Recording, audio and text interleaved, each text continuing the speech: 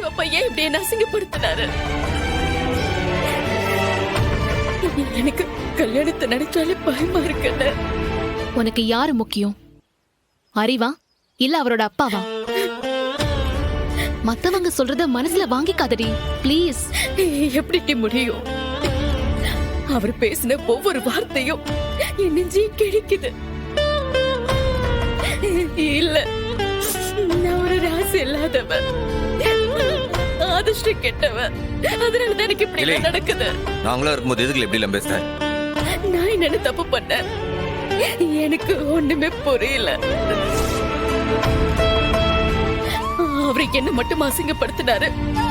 உன்னை, நம்ம குடும்பத்தை, எல்லாத்தையும் சேர்த்து தானே அசிங்கப்படுத்தினாரு. வேண்டாம் வேண்டாம், இம்புட்டு அவமானப்படுத்தி இப்படி ஒரு கல்யாணமே எனக்கு வேண்டாம். தீர்த்துறீங்க. இல்லை, கல்யாணத்தை நிற்பாட்டத்துக்கா இம்புட்டு பாடுபடுதாவ? இல்லை, இங்க பாரு, உனக்கும் அந்த அறிவுக்கும் கல்யாணம் நடந்துதான் ஆகும். அதை நான் நடத்தி வைப்போம்ல. அது வரைக்கும் அவன் என்ன சொன்னாலும் அதை நீ தாங்கித்தான் ஆகணும். உனக்காக நான் என்ன வேணா தாங்க தயாரா இருக்கேன்.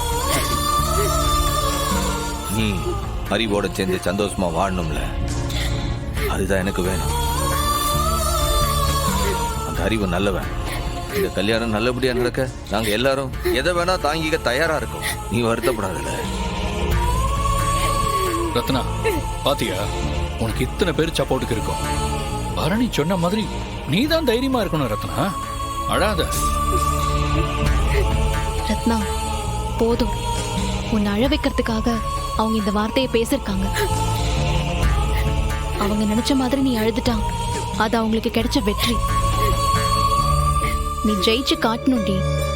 எத்தனை பேரு என்ன சொன்னாலும் அறிவுதான் உன் புருஷன்.